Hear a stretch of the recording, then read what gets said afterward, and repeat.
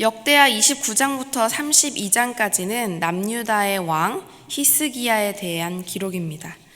오늘 본문은 32장으로 이 역대기에 기록되어 있는 히스기야에 대한 이야기 중 가장 마지막에 해당합니다. 하나님의 성전을 망가뜨리고 그 자리에 우상을 둔 아주 악한 왕이었죠. 아버지 아하스가 죽고 히스기야는 하나님에 대한 바른 신앙을 회복하고자 율법과 예배를 개혁시키며 국가를 하나님으로 이끌어간 아주 훌륭한 왕이었습니다. 그런데 그에 대한 기록 마지막에 갑자기 히스기야가 마음이 교만하여 그 받은 은혜를 보답하지 아니함으로 진노가 그와 유다와 예루살렘에 내리게 되었더니 라는 분위기 전환의 대목이 등장합니다. 이 32장에는 자세히 다루어지지 않았지만 하나님께서 히스기야의 교만함을 보신 사건이 있습니다. 같은 시대 유다 선지자였던 이사야 39장의 말씀을 보면 이 사건이 자세히 기록되어 있습니다. 히스기야는 왕으로 즉위하자마자 유다를 죄악으로 빠지게 했던 우상을 제거했고요. 성전을 정화하며 예배를 회복시켰습니다. 그런데 어느 날 갑자기 39세라는 젊은 나이에 병에 걸려 죽게 되는 처지에 놓입니다. 히스기야는 하나님 앞에 간절히 기도합니다. 하나님, 생명을 더 연장시켜 주시옵소서. 제가 아직 할 일이 많습니다. 하나님께서 이 기도를 들으시고 그의 생명을 새롭게 주셔서 15년을 더 살 수 있게 되었습니다. 히스기야가 죽을 뻔하였으나 다시 살아난 이 놀라운 기적 사건이 유다 주변 모든 나라에 퍼졌던 모양입니다. 바벨론에서 히스기야의 회복을 축하하며 사신들을 보냅니다. 그들은 히스기야에게 일어난 이 기적 사건을 궁금해합니다. 그런데 히스기야가 여기에 대한 대답인 양 갑자기 그 사신들을 이끌고 자신의 부와 권력의 상징인 은과 금과 향품, 값진 기름, 성전과 모든 나라에 쌓여있던 보물들을 신나게 보여줍니다. 이는 누가 봐도 죽었다가 다시 살아난 겸손함과 감사함을 겸비해야 할 구원받은 자의 모습이 아니었습니다. 마치 연장된 생명은 원래부터 내 것이었고 유다의 번영과 강건함은 온전히 내 힘에서 나온 것이다. 그런 마냥 행동한 것입니다. 그런데 히스기야가 이렇게 행동한 이면에는 교만함도 있었지만 또 다른 죄성이 있었습니다. 당시 바벨론 왕은 유다와 함께 동맹을 맺어서 강대국인 아수르를 무찌르려는 계획을 가지고 있었습니다. 물론 히스기야도 왕이기 때문에 이 정치적 움직임에 대해서 다 알고 있었을 것입니다. 그래서 바벨론에서 사신을 보낼 때 그들과 화친하여 그들의 힘을 의지하려는 모양이 있었습니다. 그래서 내가 이만큼 대단한 힘을 가지고 있다라는 권력을 보여주려 한 것입니다. 그는 하나님으로 인해 생명을 되찾은 경험이 있음에도 불구하고 앞으로 자신의 생명과 유다 나라의 미래를 바벨론에 맡기려는 죄를 가지고 있었습니다. 즉 당시 히스기야에게는 구원받은 생명에 대한 감사함이 없었지만 또 다시 얻은 삶을 하나님이 아닌 다른 것들에 의지하려는 죄성이 발견된 것입니다. 결국 이 일로 하나님께서 히스기야와 유다의 진노를 내리십니다. 하지만 히스기야가 자신에게 있는 연약함과 죄성을 빠르게 인정하고 하나님 앞에 회개하자 그의 생전에는 하나님의 진노가 내리지 않았다고 성경은 기록합니다. 이러한 일련의 사건을 겪은 히스기야는 후에 이제 32장 전반부인데 성경에서 다르게 바꾸어서 기록한 것인데요. 후에 아수르의 사네립 왕이 쳐들어와서 하나님을 모욕하고 자신을 조롱했음에도 불구하고 이제는 자신이 어떻게 행동해야 되며 누구를 의지하는지 정확히 알고서 백성들에게 이렇게 선포합니다. 여러분, 조금 더 두려워하지 마십시오. 그보다 훨씬 더 강한 힘을 가지신 분이 우리와 함께 하십니다. 저자에게는 많은 군대가 있지만 다 사람에 불과합니다. 그러나 우리에게는 하나님 여호와가 계십니다. 히스기야는 이제 자신의 생명이 어디서 흘러왔으며 진짜 의지해야 할 분이 누군지를 정확히 알게 된 것입니다. 사실 히스기야 왕의 이런 인생 스토리를 보면 굉장히 낯설지 않습니다. 기시감이 들 정도로 우리네 삶과 닮아 있습니다. 한때는 하나님을 강하게 사랑하는 마음으로 붙들림 당하여 모든 우상을 미워하고 철저히 삶을 개혁한 적 있죠. 하나님 앞에 바로 서가려고 늘 노력합니다. 뜨거운 신앙의 힘이 우리를 지탱했습니다. 때로는 삶의 크고 작은 고통들을 마주했을 때 우리는 바로 하나님 앞에 기도했고, 히스기야가 생명의 연장을 받은 것처럼 우리도 기도 응답을 받은 적이 있습니다. 사실 이런 경험을 이야기하지 않더라도 우리는 이미 태어날 때부터 죽음 가운데서 구원받아서 새로운 생명을 얻은 자들입니다.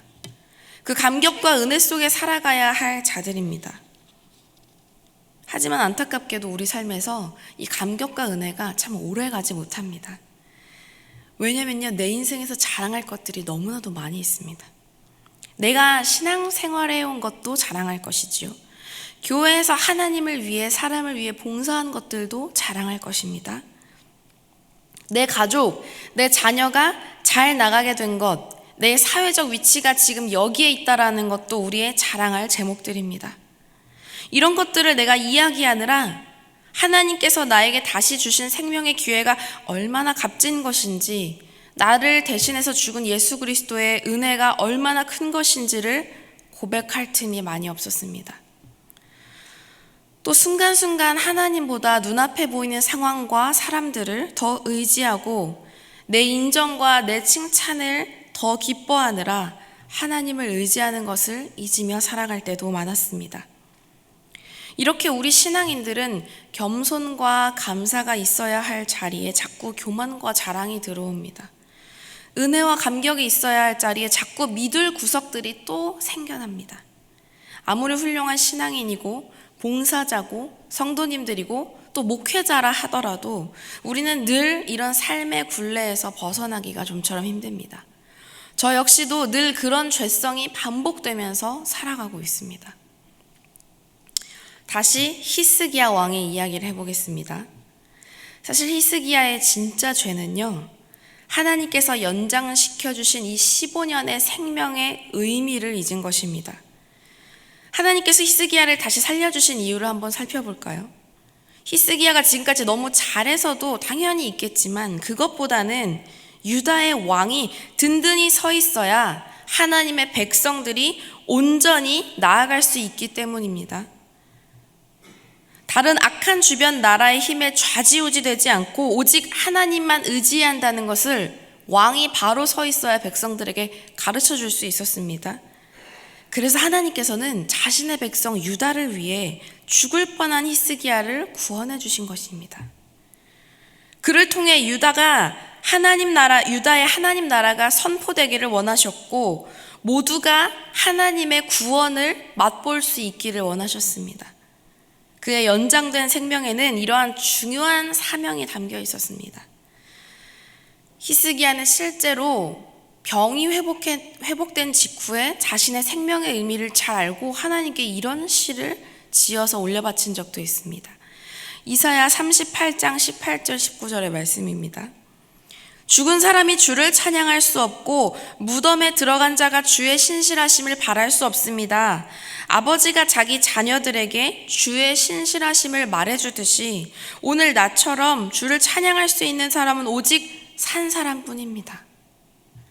그렇습니다. 히스기야는 살아서 주를 찬양할 역할을 하고요, 살아서 주의 신실하심을 바라며 유다를 하나님께로 이끄는 통치를 해야 했습니다.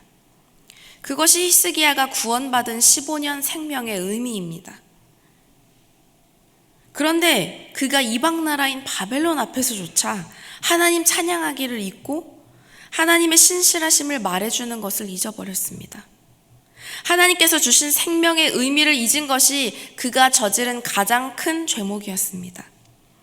다시 히스기야와 닮아 있는 우리의 삶과 신앙을 돌아보고자 합니다. 매일 똑같은 연약함에 걸려 넘어집니다. 우리에게는 도저히 용서받을 수 없는 각각의 죄성들, 고유의 죄성들이 있습니다. 반복되고 또 반복됩니다. 돈을 좇음, 물질을 사랑함, 상대방을 무시하고 차별하는 언행들, 쉽게 누군가를 깎아내리며 뒷담화하려는 습관들, 상처 주는 말, 상대방을 장악하고 내 마음대로 하려는 모든 태도. 때로는 똑같은 죄를 반복하는 내 자신이 저는 한심스럽고 또 힘들기까지 합니다. 하지만 천만다행인 것은 이러한 우리의 죄성을 하나님께서는 태초부터 알고 계셨고 우리를 불쌍히 여기셨고 이 연약함을 거두어 주시려고 십자가에 달려 죽으심으로 모든 죄악들을 이미 한 번에 용서하셨던 사실입니다.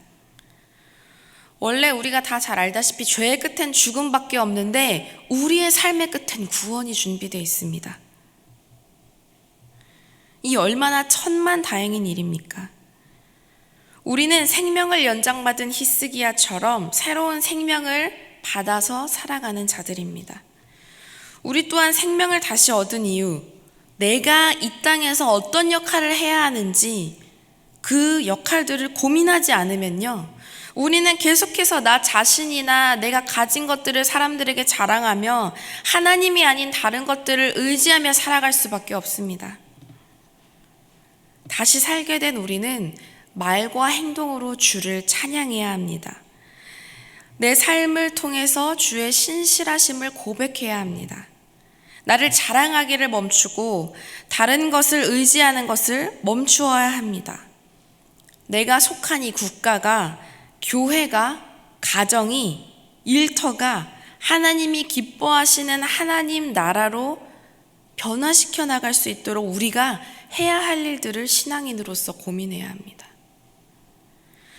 뒤늦게 생명의 이유를 깨달은 히스기야처럼 그는 뒤늦게 생명의 이유를 깨달았기 때문에 아수르 사네립 왕의 공격 앞에서 의연하게 사람을 보지 말고 하나님을 보자 라고 외쳤습니다.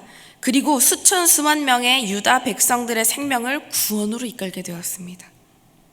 우리 역시 맡겨진 공동체의 생명을 우리가 주를 찬양하고 주의 신실하심을 드러낼 수 있을 때 하나님의 구원으로 이끄는 사명을 감당해낼 수 있을 줄 고백합니다.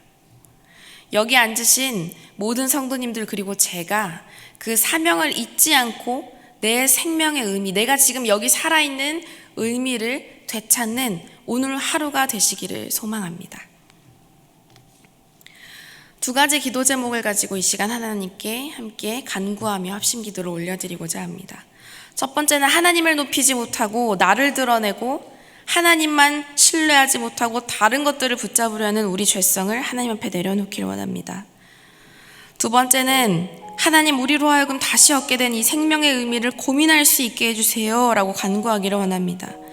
우리의 삶 자체가 주를 찬양하고 신실하심을 드러내는 통로가 되게 해달라는 이 두 가지 기도 제목으로 다 함께 통성으로 2분간 기도드리겠습니다. 함께 기도합니다. 하나님, 이 시간에 이 새벽에 하나님께 나와 기도합니다. 하나님, 모든 성도님들의 마음을 하시고 기도 제목을 하시지요. 하나님, 우리에게 나를 드러내고자 하고 자랑하고자 하는 많은 죄성들이 있습니다. 하나님이 나에게 생명을 연장시켜 주시고 하나님이 나에게 생명을 주셨음에도 불구하고 그 사실을 잊고 하나님께서 주신 것들을 잊고 나를 자랑하기를 바쁩니다.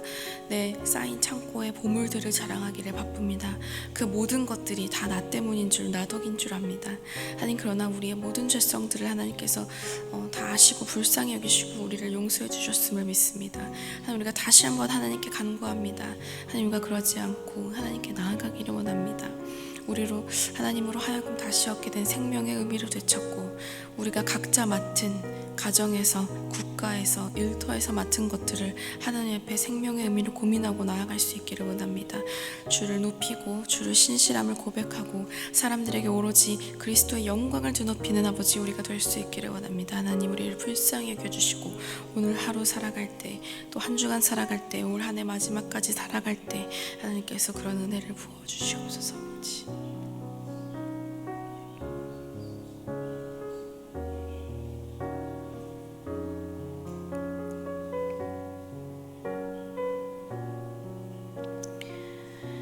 하나님, 오늘 들은 말씀으로 우리가 삶의 자리에서 나를 드러내고 있지 않은지, 나의 곳간에 쌓인 것들이 다 내 덕분이다 착각하고 있지는 않은지 되돌아볼 수 있게 해주시옵소서.